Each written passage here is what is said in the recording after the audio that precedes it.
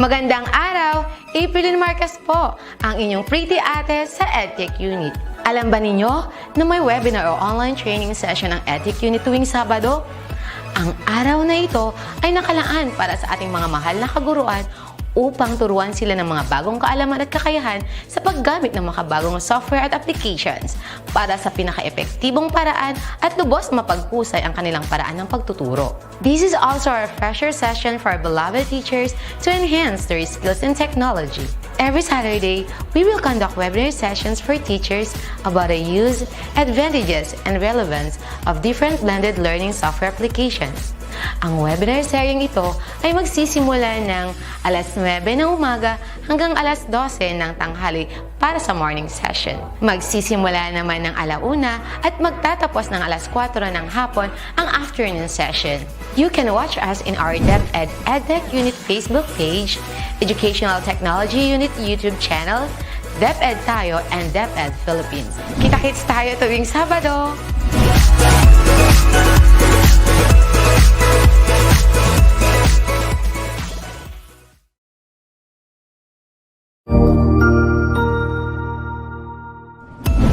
Mabuhay! Isang mapagpalang araw sa ating lahat. Ako ang inyong lingkod, Tutor Match. Welcome sa ating ETULay, ang ating libreng online tutorial na hatid ng ating kagawaran ng edukasyon, ICTS EdTech. Ang programang ito ay inaasahang makatutulong at maging karagdagang kaalaman sa mga mag-aaral mula kinder hanggang senior high school, ALS, Alive, at SPED learners. Bukod sa pagsagot ng mga modules, ang ETULay ay may mga special programs din na siguradong aabangan ninyo araw-araw. Katuwang ang ating mga minamahal na mga magulang at guro ay maitutuloy natin ang pagkatuto.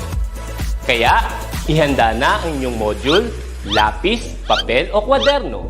Ihanda rin ang isip, mata at tenga sa isa na namang makabuluhang aralin. Tayo nang matuto kasama ang inyong volunteer online tutor sa oras na ito.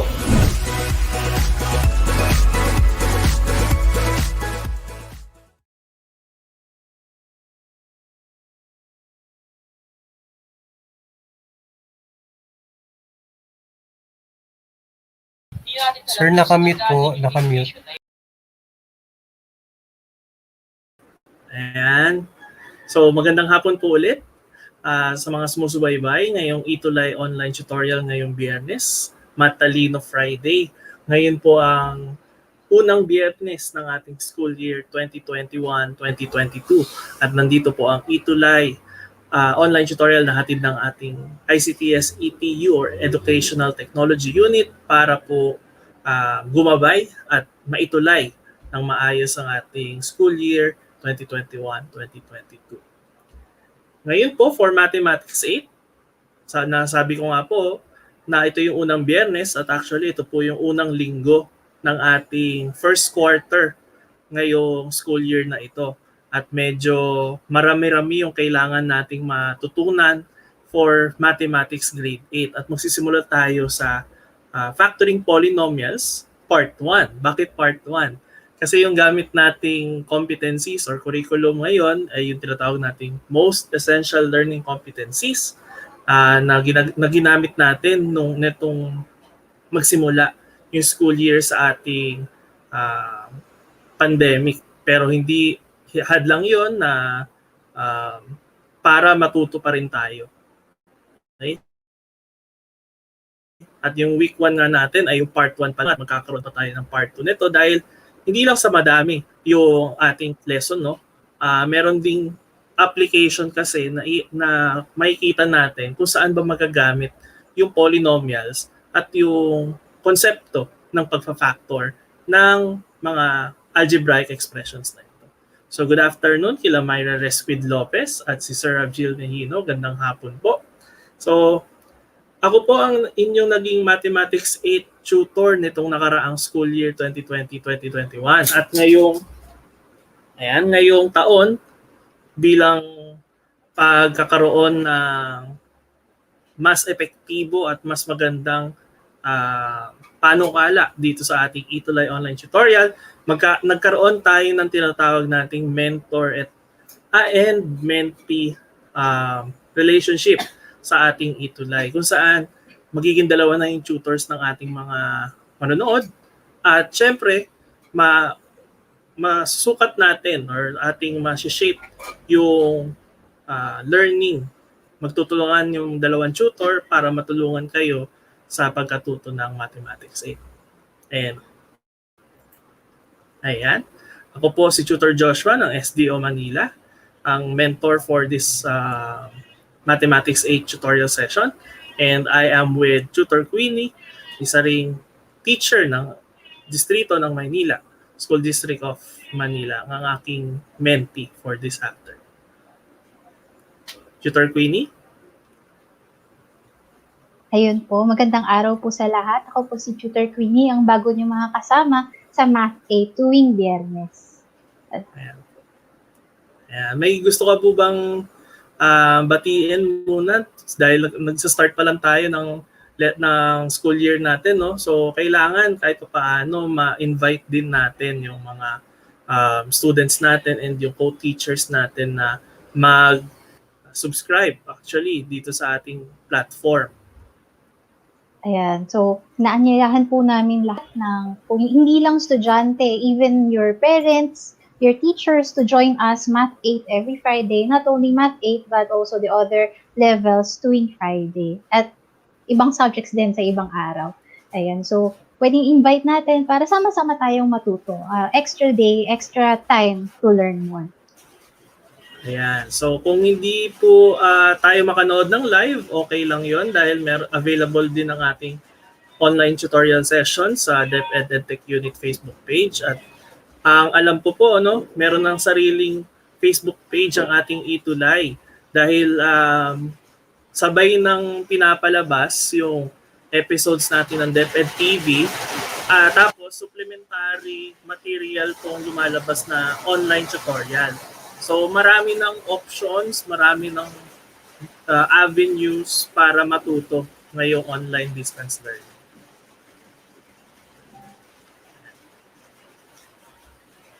So yung week 1 natin, actually ay binase natin sa isang module from Caraga region na sinulat ng team ng SDO Caraga.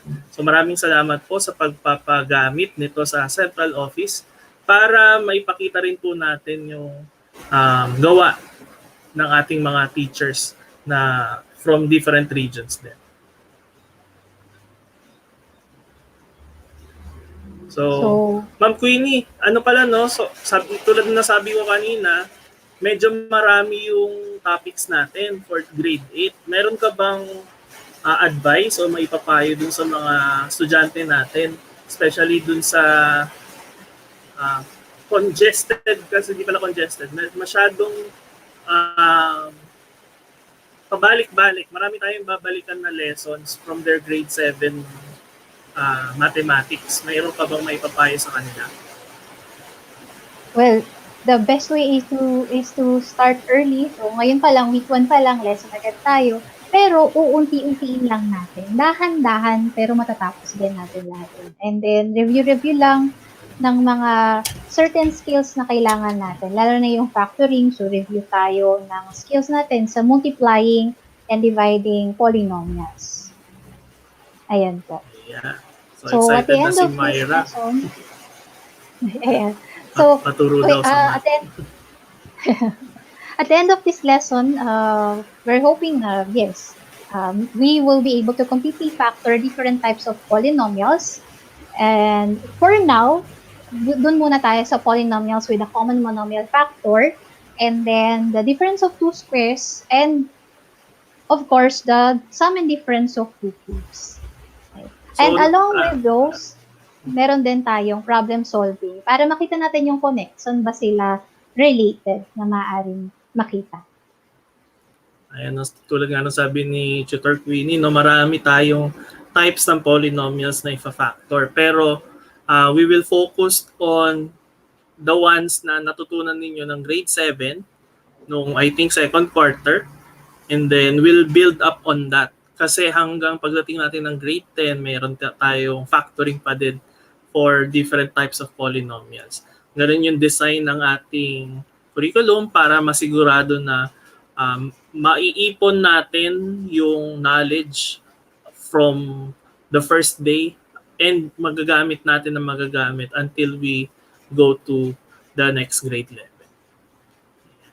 So let's review muna ano ba yung tinatawag natin na factoring at ano ba yung tinatawag natin polynomials. So in this case, we have a polynomial, an expression consisting of variables and coefficients that involves the fundamental operations where variables do not have negative integer exponents. Medyo mahaba yung definition ng polynomial natin. Pero in essence, it's just a algebraic expression na you can write in a single line. So ano yung tsura kaya nun? Yeah, so we have here an example, 5x squared plus 2y minus 7. So may iba't ibang, hindi siya parts na tinatawag, pero parang may iba't iba siyang components sa loob ng isang polynomial. We have first yung variable. Okay, yung variable is yung letter or letters na ginagamit natin. And we have the constant, a numerical value. Okay, yun yung mga importanteng parts ng polynomial. It could have variable and constants separated by operators using addition or subtraction. Then also, we have, sa polynomial, we have terms. Yun yung separated by each operator. So in this case, we have 3 terms. First term is 5x squared. And then second term is 2y. And then the last term is negative 7. Kasama yung sign sa pagbibilang ng term. Okay, and then we have the coefficient, which are multipliers of our terms. May nakalimutan ba akong sabihin? Tutor Queen? Okay na, sir. Okay na. So yun lang, kailangan tandaan natin, no, yung polynomial masusulat natin in a single line. Kasi usually, pag nakita tayo ng fraction, meron siyang conditions pa din para ma-classify siya na polynomial or not. Though, Okay. sir, yung coefficients natin, pwedeng maging fraction. Yung Ayun. yung numbers. Ayan. Yung numerical coefficient could be fractions. That's correct. And how about factoring? So, factoring naman is finding what to multiply to get an expression, presenting an expression as a product of 2 or more expressions. So, dati, no, yung mga questions is, what is 3 times 4? So, ang ginagawa natin, multiply natin, that is 12. This time, factoring, ang given sa atin is the 12. So, what are the factors of 12? So, we say, it could be a 3 times 4, pwede namang 2 times 6, or even 1 times 12. So, baliktad na, no? So, parang reverse process tayo this time. So, grade 7, you do what is A times B, which is AB. This time, what are the factors of AB? We say, it's A and B. There. So, pabaliktad tayo. So dagdag lang natin, no, when we say factoring, we usually get terms or expressions na hindi magbibigay ng remainder. Okay, so wala tayong extra operation na gagawin unless kailangan na kailangan. Especially dito sa polynomials. Kasi polynomials nga could have addition and subtraction. Yeah, so let's analyze this problem. Okay, so nauna yung problem natin. A rectangular garden has an area of 3b squared minus 12b square feet. Then write the area of the garden as a product of its possible length and width. Okay, so first question is, may sinosolve ba tayo?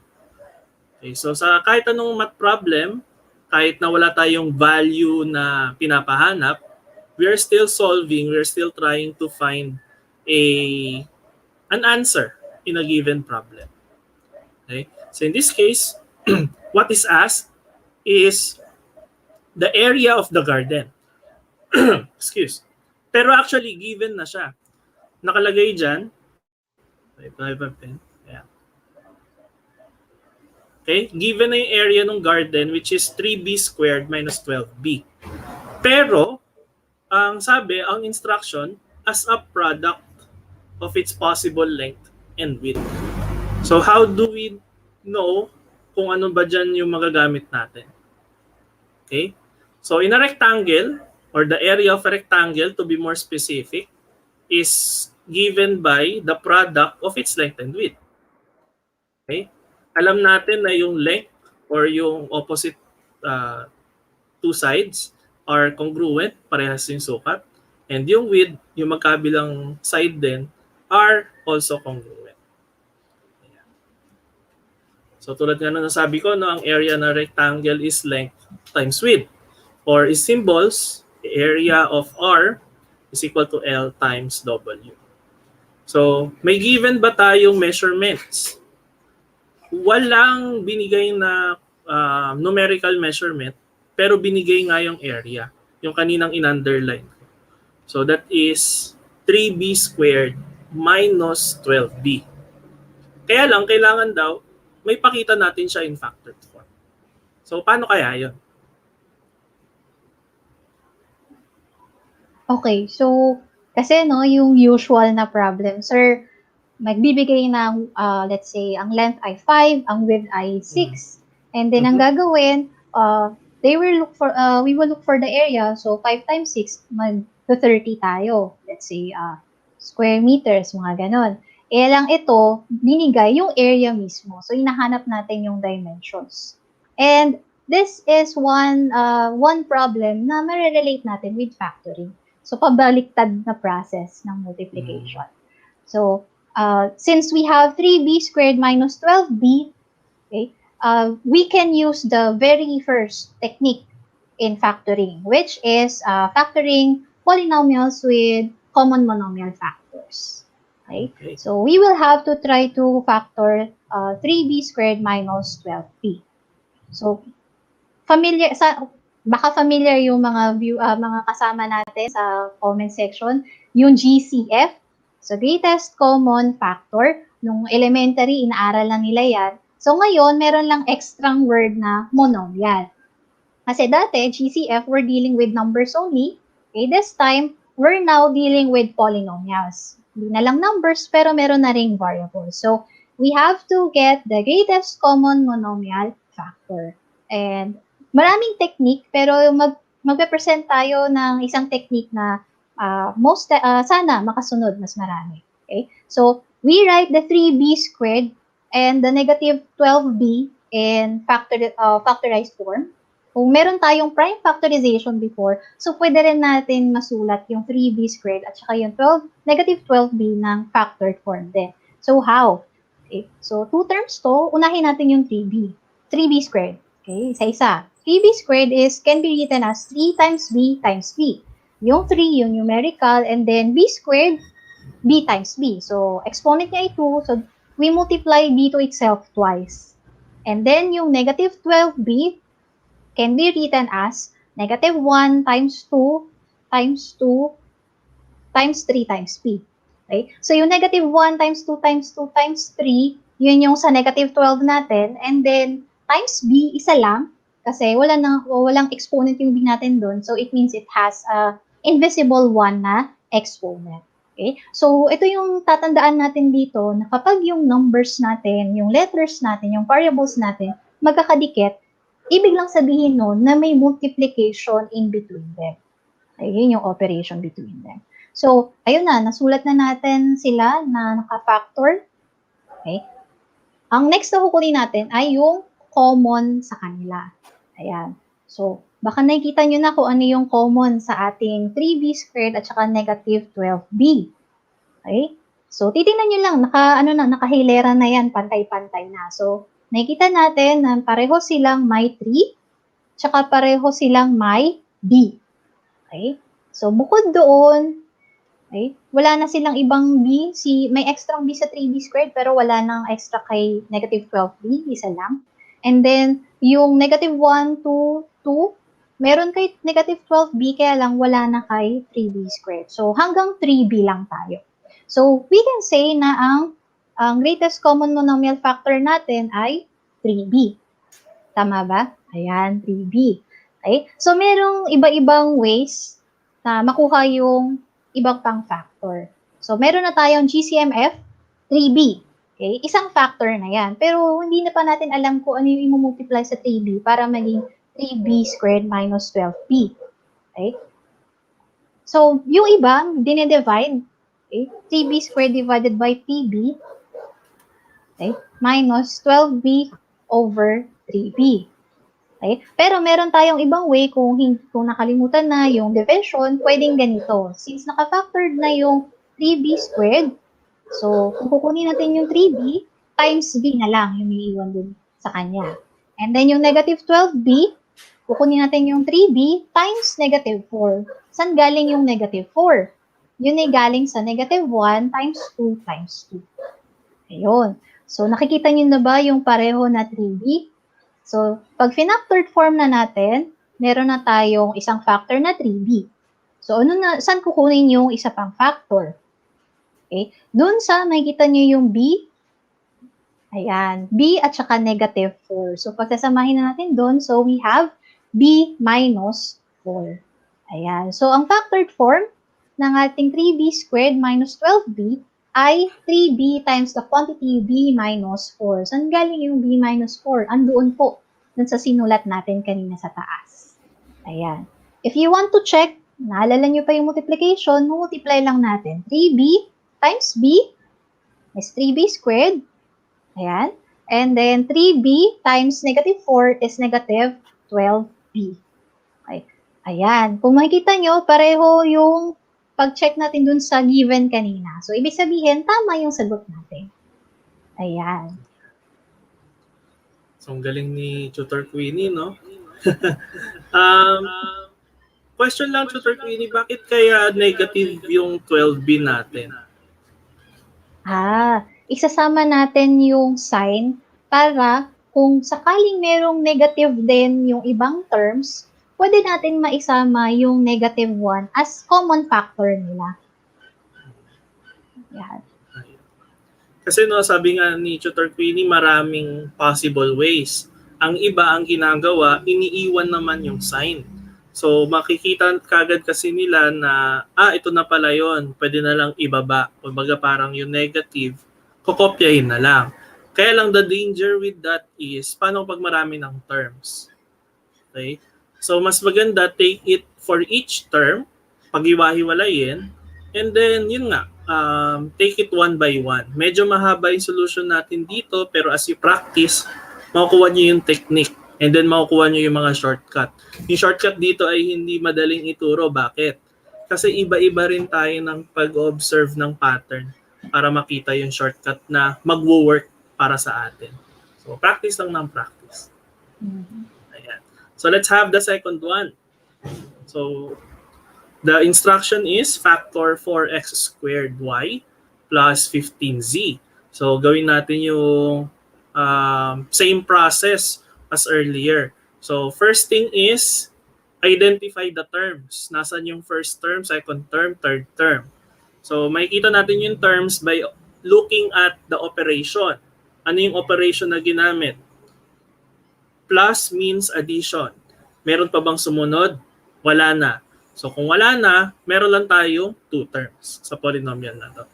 So, our first term is 4x squared y. And it could be written as 2 times 2 kasi 4. Ang prime factors ng 4 is 2 times 2.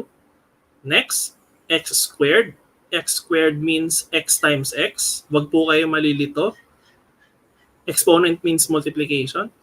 And then y is just times y kasi nga merong invisible na 1 dito sa taas.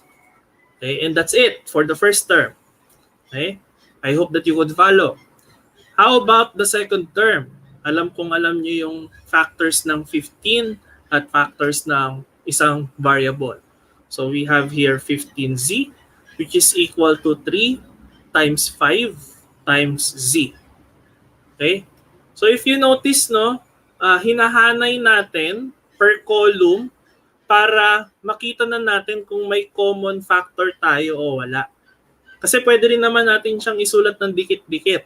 Tapos bibilugan natin yung mga common factor. Pero mas madali rin syempre kapag napag-ihiwalay natin yung numerical tsaka yung literal coefficients. Okay? So what have you noticed in this example? May mabibilugan ba tayo? Yung 2, may kaparehas pero on the same term.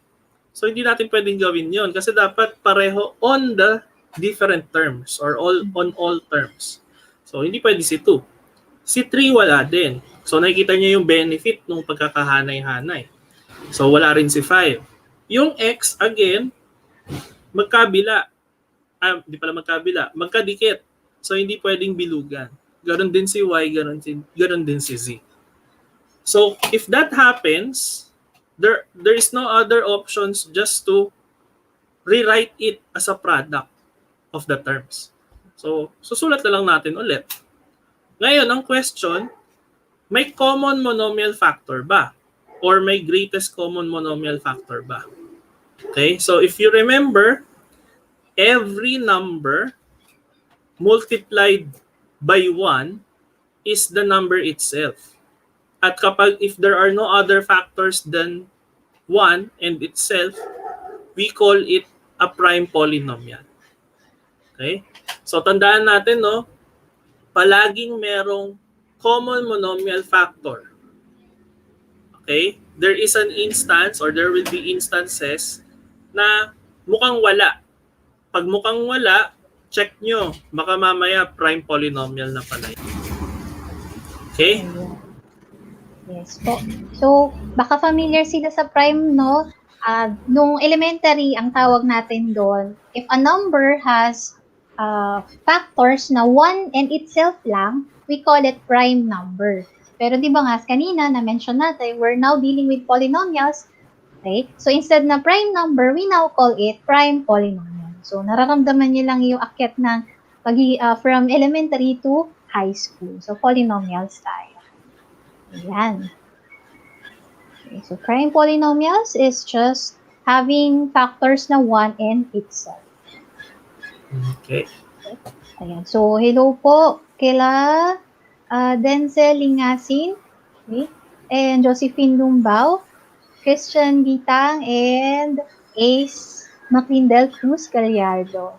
Ayan, actually may nakita rin akong comment kanina, no, si Rex Denver Ponteras, nanonood siya sa YouTube ngayon. Hi, Teacher Joshua Dao. You are a teacher broadcaster and I see you on DepEd TV. So, thank you po sa pagsubaybay din sa ating DepEd TV na ako nga po yung ating teacher broadcaster for the first quarter. And I hope na marami po kayo matututunan doon na supplementary. Magkasabay niyo po pwedeng i-take. You could watch it on your own time kahit na hindi live. Yun naman po yung kagandahan ng blended learning natin. But don't forget to practice kasi hindi naman tayo matututo ng math ng panonood lang. So you need to work your handset. Ayan, sige. I think yung next natin, ayan. Let's try.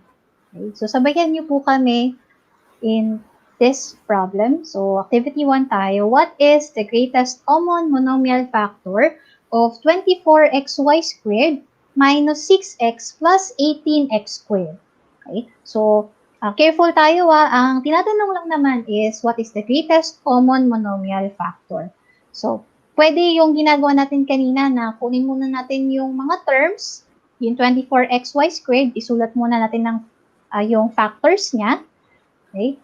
And yung negative 6x at saka yung 18x squared. Okay? So, pwede nyo nang isend sa comment section yung ating, try nyo lang sagutin.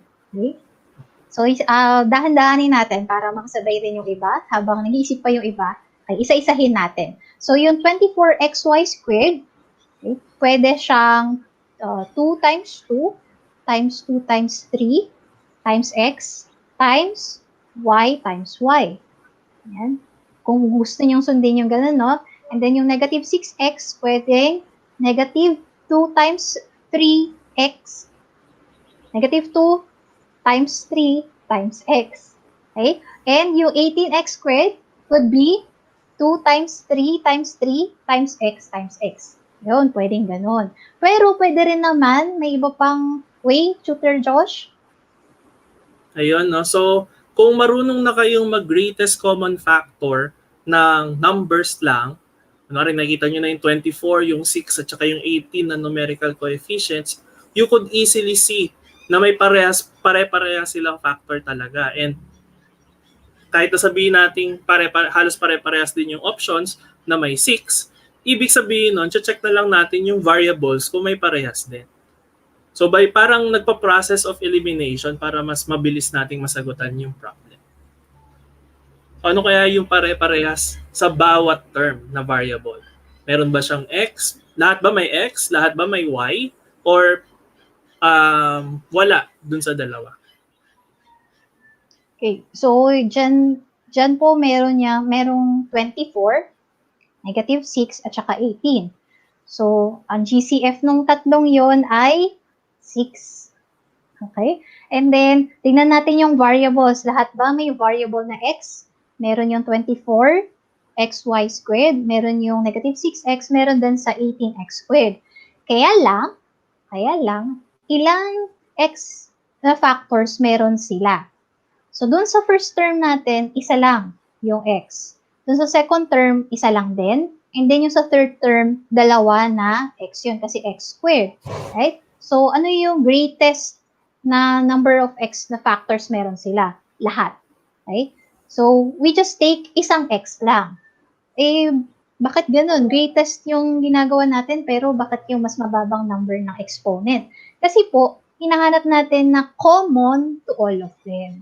Okay? So, common sa kanila. Okay? So, we're now have with 6x. Bakit po yung y squared wala sa greatest common monomial factor? Okay? Bakit hindi kasama yung y? May y naman yung first term. Kasi po, yung second term at saka yung third term, walang y na factor. So, hindi kasali sa greatest common monomial factor yung y. Kaya ang tamang sagot ay letter B. Ayan, 6x lang ang kanilang greatest common monomial factor. Ibig sabihin, lahat ng meron sa kanilang tatlo ay 6x na factor. Ayan. I think merong mga nakakuha ng tamang sagot habang iniisa-isa natin. Yes, sila Janelle Mark Chavez, B-Boys Vince Santo Domingo, nakatama ng sagot. Ayan, Daniela Leasing. Ayan, mga nakatama sila ng sagot kanina. So, very good, no? Again, observe nyo lang. Lalo na pag multiple choice, hindi tayo nanguhula. Ginagawa natin is, chinecheck natin kung tama pa rin yung sagot natin kahit na we do it the other way around. Nasa-start tayo from the answers. So, tawag natin doon is process of elimination. It's a test-taking strategy. Okay? So, let's have the second example. Ayan, factor completely 4a squared plus 48ab. Again, we just have two terms. So, medyo mas madali siya ng konti dun sa nauna. And observe, look at the numerical coefficients first, and then look at the variables kung may kaparehas o wala. So, 40 and 48. Ano kaya yung GCF ng 40 and 48? Pareho silang divisible by 4, pero pareho rin silang divisible by 8. Doon pa lang makikita na natin na merong greatest common factor. So, we have 8 as the numerical coefficient. Next, check natin. A squared compared to AB. Do they have the same variables? Yes. Ano yung variable na yon? A. So, we have A. Ilang A ang common sa kanila? Isa lang. Bakit? Kasi yung isa A squared, yung isa A raised to 1. Wala yung pen. Okay? So pag wala kayo nakikita exponent, ibig sabihin nun is 1. Okay? So we have a greatest common monomial factor of 8a.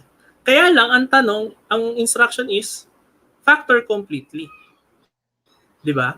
So in this case, we have the greatest common factor which is 8a and then 5a plus 6b. Bakit plus? Kasi positive yung 6b dun sa factored form ng second term. So positive siya kapag walang nakalagay na sign. So for the second item, we have letter C. Okay, so meron tayo nakakuha ng tamang sagot, no? Si Jeniel Chavez. Ayan, letter C. Meron akong mga nakitang sumagot ng letter B. Okay? Common factor din nila yung 4A, no? Common factor nila yung 4. Kaya lang, diba, ang sabi natin, yung greatest. So, may common silang 4, pero common din nila yung 8. So, kukunin natin yung mas mataas, which is yung 8. Ayan, kaya po, letter C. Ayan, as an additional, no, siguro napansin nga nung students natin na parehas kasi yung value nung letter B tsaka nung letter C. Parehas sila. Kaya lang isipin natin, no, pag nagsisimplify tayo, kailangan hanggat maaari, sabi nga, simplify, the simplest form yung ibibigay natin. Kung may ibibigay tayong smallest possible values sa final answer, yun yung kukunin nating final answer. So yung 4, hindi na natin pwedeng pababain to. Pero yung 10 and 12, pwede pa natin pababain ng pababain. So yun yung isang kailangan nating matutunan din. Yung pag-iingat sa pagkuha ng simplest form ng polynomial. Mm-hmm. Tsaka kasi yung 10A at saka yung 12B, may common factor pa yung 10 at saka 12 na 2. Mm-hmm. Kaya hindi pa siya talaga completely factor. Ayun, ang instruction kasi is completely. Yan, I hope that you are familiar now with our common monomial factor kasi we will have the next type na. Okay. So, try natin to, no? Sabi, find the area of the shaded region and write it in its complete factored form. So, meron tayo ditong malaking square with a side of 6 and meron tayong smaller square dun sa loob which has a side of k. So, sabi, yung shaded region. Kung kukunin natin yung area ng malaking square, that will be side times side, 6 times 6, 36. Kaya lang, buong square yun. Ang shaded niya lang yung parang frame. So, kailangan tanggalin natin, parang butas. Okay? So, para siyang mag-minus tayo ng area ng smaller square. Okay? Kaya meron tayong k times k, which is k squared. So, 6 squared minus k squared, area ng big square natin minus ng area ng smaller square, we have 36 minus k squared square units. Kaya lang, ang sabi, ay yun na yung ano natin, no? Yun na yung area natin ng shaded region. Kaya lang, kailangan daw completely factored. Okay? So, kailangan naka-factored form. And this kind of polynomial is something special. Okay? Baka kilala rin ng ating mga grade 7. Okay? Mga grade 7 natin. Well, lesson yun ng grade 7, ng multiplication of polynomials. Ito ay difference of 2 squares. Okay? Bakit siya tinatawag na difference of 2 squares? Okay, ang shortcut natin doon yung dots, D-O-T-S. Okay, tawag natin dyan dots. Kasi the both terms are perfect squares, can be written as a square of something, and the operation between them is subtraction. And kapag nakita nyo na difference of 2 squares na nga yan, automatic, meron tayong factored form. Okay, ano yung factored form niya? Okay, may pattern. So, binomial times binomial. Okay? So, yung isa, addition, yung isa, subtraction. Tapos, yung square root nung first, okay? And then, nung second term. So, product of sum and difference of binomials. Naalala nyo pa ba to nung grade 7 kayo? Okay? Yung lesson nyo ng grade 7, ang binibigay dati sa inyo, quantity A plus B times quantity A minus B. Tama ba? Yan yung lesson nyo dati. Pinapamultiply sa inyo. You have 2 ways. Yung first way is yung FOIL method, yung distribution. Okay? A times negative B, B times A, B times negative B. Okay? Pero nakita nyo na merong pattern. Okay? Ang shortcut, may shortcut kayo doon na ang magiging sagot nun is A squared minus b squared. Okay? So, yun yung lesson yun ng grade 7. This time, sa grade 8, pabaliktad natin gagawin. Given yung a squared minus b squared, pag nakita nyo yun, automatic, kunin nyo yung pattern. Okay? The special product of sum and difference of two terms. Right? Naalala nyo ba yun? Sige, try natin kay 36 minus k squared. Okay? So, alamin muna natin, ito ba ay difference of two squares? Si 36 can be written as the square of 6. Si k squared can be written as the square of k. So, ibig sabihin, perfect squares yung dalawang terms natin. At ang pinakamahalaga doon, subtraction yung operation sa kanilang dalawa. At dahil alam natin, sure na tayo, no? Sure na ba kayo na difference of two squares to? Okay, kung sure na, pwede na nating i-apply yung pattern. Okay, yung madali na lang. So, para siyang magiging substitution. Yung A natin, yun yung 6. Tapos yung B natin, yun yung K. So, i-set up nyo na. Okay? Binomial, binomial. Yung isa addition, yung isa subtraction. Hindi kopyahin nyo na. 6, 6K, K. So, that's it. Ganun lang kadali yung factors ng difference of two squares. Diba? Basta makilala nyo si difference of two squares, pwedeng-pwede nyo gamitin yung pattern ng ating factors na to. Tama po ba? Yan. As long as, again, we have only two terms, kasi mahirap i-apply yung difference of two squares kapag three terms, pero it's still possible. Okay? Pero unang yung titignan syempre kung dalawa lang sila. Next, if it has perfect square terms, which is given nga nung ating first and second term. Okay? So let's have another example. Okay, can we factor 100x squared minus 64y squared using the same method? Okay? First, let's check kung yung ating unang term, perfect square ba? So, paano natin malalaman? Hanap tayo ng number na kapag minag-multiply sa sarili, the answer is 100x squared. Ano kaya yon? Sa 100, pero pwede ba yung 5 times 5, 25 yon? 8 times 8, 64. Okay, nasabi ko na yung sumunod. 8 times 8 is 64. So, ito magiging 8. Okay, maliit lang kasi scratch lang yan. There is a proper way to show the solution here. Okay? Next, ano kaya yun sa 100? So, tapos na ako sa 8. 64. Ano sunod sa 8? 9. 9 times 9 is 81. Next is 10 times 10. That is 100. So, okay na. Alam na natin yung sa 100. And better yet, as much as possible, you are familiar with the perfect square numbers. Okay? Kasi sa grade 8, as much as possible nga, no, 1 to 20, familiar kayo kahit hindi nyo kabisado. Kasi pagdating ng grade 9, makakatulong yan pagdating ng second quarter naman. Okay? So dahil alam na natin na yung perfect square sila, we could write this as such. Tandaan na yung square na exponent nasa labas ng parentheses. Okay? Naglalagay tayo doon para ma-ensure na square siya ng first term. And dahil nasulat natin siya in this way, the square of 10x minus the square of 8y, we could also write the final answer as this. 10x plus 8y multiplied by the quantity 10x minus 8y. So madali lang siya sa dots or difference of two squares. Sabi nga ni Josephine Dumbaw dito, classmates, madali lang yan. First squared minus second squared equals the quantity first minus second times the quantity first plus second. So, ginawa niya po yung instead na AB, ginawa niyang word na first, second. So, pwede rin yung ganun. Pareho lang naman sila. Ayan.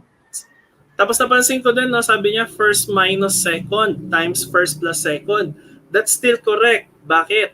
Multiplication is commutative. So, pwede natin siyang isulat na 10x minus 8y times the quantity 10x plus 8y. Okay? Pero pwede bang 8y minus 10x? Hindi na, kasi subtraction is non-commutative. Okay? So let's have this last item for this type of problem.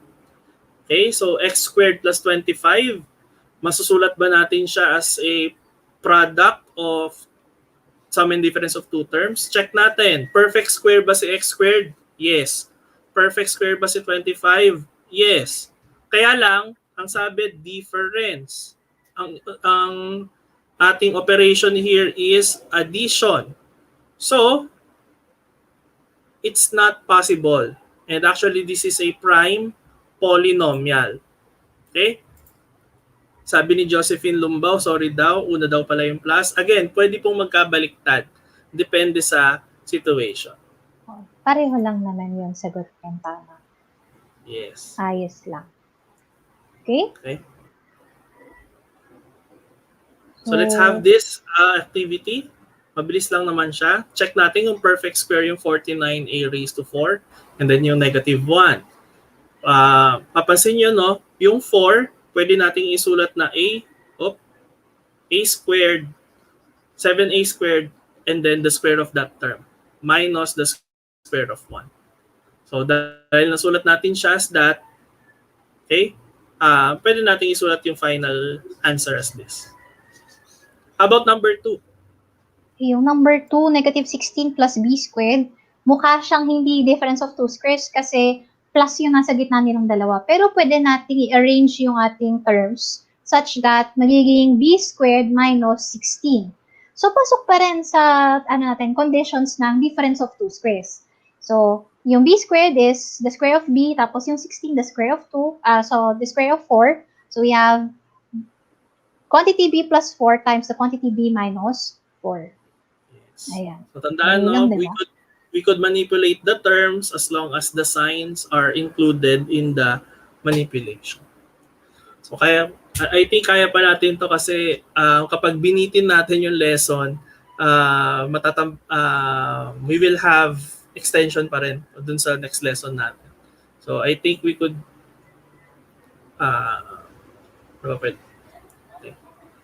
this is the last part or last polynomial that we will have for today, and ma-visualize natin siya using an illustration.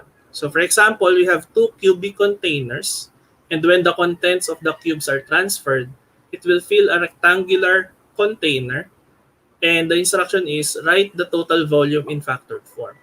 So ang sabi, we have two cubic containers daw. Kapag nilagay natin yung laman ng dalawang cubic containers sa isang lalagyan, mapupuno niya yung rectangular container. So ano yung konsepto kaya na meron dito? Pag nagpupuno tayo ng lalagyan, we have the concept of volume. Okay? So ano kaya yung volume ng cube? Okay, it's very simple, no? Ang volume ng cube natin is a cube. And then dahil may pangalawa tayong cube, we have b cube. Pero yan Okay. ay kung ang side nila ay, yung side ng red natin na cube ay A, tas yung side ng blue cube natin ay B. So meron tayong volume na A cube at B cube. So pag pinagsama, magkakaroon tayo ng A cube plus B cube. So yun na yung laman ng ating violet na container. Tama po ba? Yes. And alam natin na kapag meron tayong volume, we could get the volume using, if we know the measurements of certain parts ng ating figure. So we have the base area and the height. Yung common na formula natin for three-dimensional figures.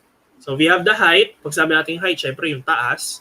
And then the base area, ayan, yun nasa ilalim. Yung buong area doon sa ilalim. So kasi kung i-imagine nyo, no, para siyang papel, tapos patong-patong siya, makukuha nyo yung volume ng buong container. Yun yung pinaka-konsepto ng volume. And that is actually one of the forms ng ating special product, which is called the sum and the difference of two cubes. So makikita natin if we have a cube plus b cube, parang kanina, we could write it as cube of the first term and then the cube of the second term.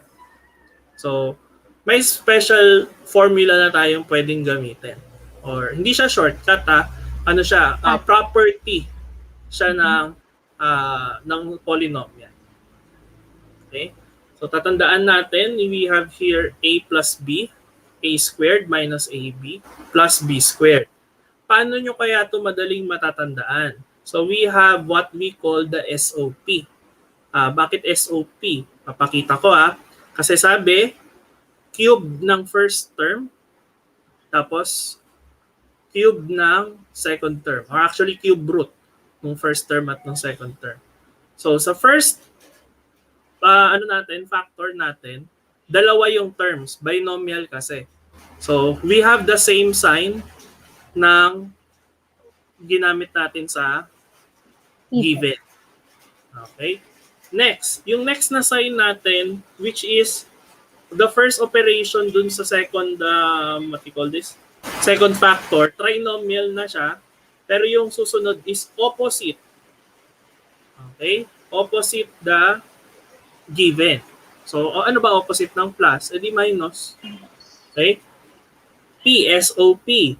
Ano kaya yung P? Ano kaya ibig sabihin ng P sa SOP? So, kita natin, it's plus or positive. At palagi siyang plus at positive on the last term. Positive. Okay? So, we have sum, we have difference. So, pwede natin din isulat yung A cube minus B cube equals cube of A minus cube of B. Cube of the first, cube of the last. Ngayon, it's still SOP. Same, negative, opposite ng negative is positive, and then P is always positive. So ito yung magiging technique natin in factoring sum and difference of two cubes. Okay? And most important, isi-square natin si A, isi-square natin si B, and then we will multiply the first and the second term. Okay? So kung naalala pa nila nung grade 7, yan din yung pattern na yan. Given yung binomial times trinomial, tas shortcut nila, a cube plus b cube agad. Okay? So yan yun, pabalik rin lang ulit natin. So sana maalala niyo yung pattern na yan para mas madali. Okay, try tayo ng exercise. Okay. So factor the polynomial x cube minus 64. So observe muna natin kung ang x cube ay pwedeng isulat in a cube of something, and then yung 64 ay cube ng something. So, paano yung isang way to find out is kung alam natin yung cube root. Cube root of x cube is x. So, we can write this as cube of x. And then yung cube root of 64 is 4. So, that will be the cube of 4. And subtraction to. So, follow natin yung pattern na inaral pa natin nung grade 7 pa tayo. So, yung quantity A, B, tapos yung trinomial na A squared, AB, B squared. And then susundan natin yung SOP kanina na sinabi ni Sir na same sign. So, negative pa rin yung binomial natin, and then subtraction yun. And then yung opposite, since difference of two cubes tayo, so yung O natin doon will be plus, and then yung third term always positive. Ayan. Ayan. So, note lang natin, no? Again, we square the first term, which is x. Kaya siya naging x squared. And then we square the last term, which is 4. Kaya siya naging 16. And then 4 times x is simply 4x. Okay, kaya pa natin itong isa. Last one. Last one. So, we have 8k cubed plus 27p cubed. So, as much as possible, familiar tayo sa perfect cubes from 1, kahit 1 to 5. Kasi medyo taxing yung 1 to 10. Lumalaki yung numbers na kailangan nating hindi sa makabisado, maging familiar. Kasi it's just multiplication eh. Tulad kanina, kung alam nyo na yung 4 times 4 ay 16, magdadagdag na lang kayo. 4 times 4 times 4 is equal to 64. Diba? So, as much as possible, try nyo lang nang i-try. You start with 1 kasi syempre yun yung pinaka-madali. Okay, how about this one? So, nakita na natin yung variables k cube and p cube. So, madali na siya. Numerical coefficient nila. Ano kaya yung 8? 8 is 1 times 1 times 1, 1 yun. So, try natin yung 2 times 2, 4. 4 times 2, 8. Okay, so tama yung 2. How about 27? 3 times 3 times 3. 3 times 3, 9 times 3, 27. Okay na siya. So, masusulat natin siya like this one. Okay?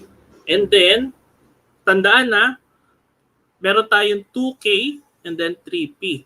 So, pag sinulat natin yung first factor, should be 2k plus 3p because it's the same. Next, we square the first term, which is 2 square 2k, minus, kasi opposite, multiply the two terms, 2k times 3p, and then square the last term. Medyo mahaba, pero kasi ginagawa pa rin natin ng mas sigurado. Okay? So again, do not forget to multiply and to square whatever is needed to be squared. So, Okay, so we could have first factor, yung binomial na 2k plus 3p. Okay na tayo dun. Wala na tayong kailangan i-multiply or square. Yung second factor na trinomial, okay, we will have 4k squared. Tandaan na, we are squaring 2k times 2k. So that is 4k squared. Minus. Paano kaya nakuha yung 6kp? yung coefficients po muna, i-multiply natin. 2 times 3. Okay, so 6. And then, yung multiply lang natin yung k times p, that's only kp. Bakit walang exponent po yung yung kp? Kasi magkaibang variable sila. So, hindi natin pwedeng pagsamahin kanilang exponent. Ayan, so tandaan niyo yung mga na yun maliliit na bagay pero napaka-importante. Magkaibang bases, magkaiba ng variables, hindi pwedeng pagsamahin yung exponent. Okay, and then 3p squared, hindi tayo nagmumultiply sa 2 3p times 3p, 3 times 3, 9. P times p, p squared. Para din natin susulat na pp. Kailangan simplified version ng ating polynomial. Ayan. That's it.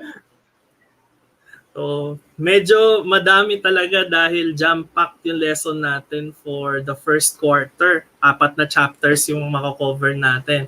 Pero nandito lang po ang ating ETULay, pati ang ating DepEd TV para matulungan kayo sa ating online distance learning. Marami siya pero actually simple lang talaga yung patterns.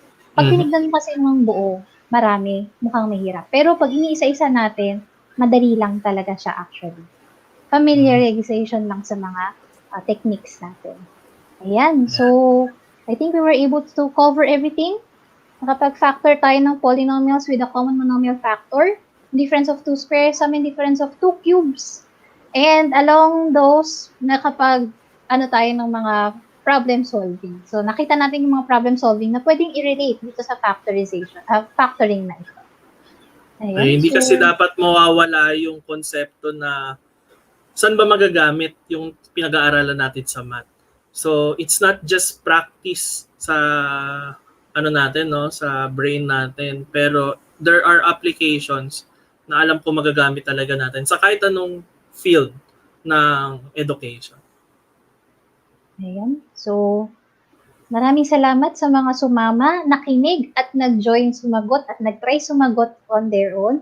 At mga nag-share dito sa ating chat, mababait na nag-share dito sa ating chat. Hopefully, we see you next time. At syempre, hindi lang tayo natututo ng math, natututo rin tayo magtiyaga at maging mabait na bata sa pag-aaral. Ayan. Sige po. Invite po natin lahat, teacher, classmates, teachers, and actually yung iba't iba pa nating makasama. Kasi, again, sama-sama rin po tayong itutulay yung edukasyon ngayong school year 2021 and 2022. Abangan Happy weekend po. po. Good afternoon. Ang husay naman! Natapos mo ang iyong tutorial session kasama ang iyong mahusay na ETULay tutor. May bago ka bang natutuhan? I-share na yan gamit ang hashtag #ETULayLevelUp. Huwag aalis ha, dahil may susunod pang programa na pwede mo ring panoorin at salihan. Dahil naghihintay na ang iyong mga tutors. Happy learning dito sa ETULay!